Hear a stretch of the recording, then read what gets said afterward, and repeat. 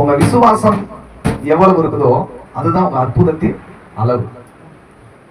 இத நம்ம தியானம் பண்ணியெல்லாம் நம்ம என்ன பண்ண முடியாது, கொண்டு வர முடியவே முடியாது.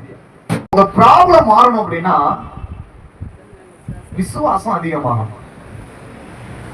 விசுவாசத்தின் அளவு எவ்வளவோ அற்புதத்தின் அளவும் அவ்வளவே. ஆமென் சொல்லுங்க.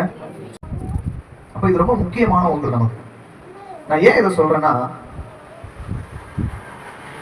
18 வருஷமா பெரும்பாடு உள்ள ஒரு ஸ்திரீ இயேசுவின் வஸ்திரத்தை தொட்டால் நான் சுகமாவேன் அப்படின்னு ஒரு அம்மா ஒரு அளவு வச்சிருக்குது. என் பிரச்சனை சரியாகணும்ன்றதுக்கு என்ன ப்ரோக்ராம் செட் பண்றாங்க? வஸ்திரத்தை நான் தொட்டா சுகமாவேன். அதுதான் அந்த விசுவாசத்தின் அளவு. அப்போ அந்த இடத்துல அந்த அம்மா ஒருவேளை இயேசு கிறிஸ்து நடந்து போகும் பொழுது கை நீட்டும் பொழுது அந்த வஸ்திரத்தை அன்னைக்கு தொடல அப்படின்னா அந்த அம்மாவுக்கு வியாதி சுகம் ஆயிருக்காது.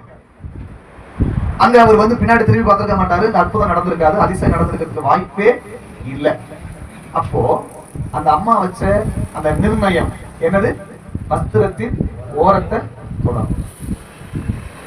அதே இன்னொருத்தன் லூக்காவுல ஒரு நிர்ணயம் வைக்கிறான். ஆண்டவரே, நீங்க என் வீட்டுக்கு வர வேண்டிய அவசியம் இல்ல, ஒரு வார்த்தை சொன்னீங்கன்னா அவன் சுகமாகும். ஒரு அல்லேலூயா சொல்லுங்க. இங்க அற்புதத்தினுடைய அளவு எது? அங்க தொட்டா.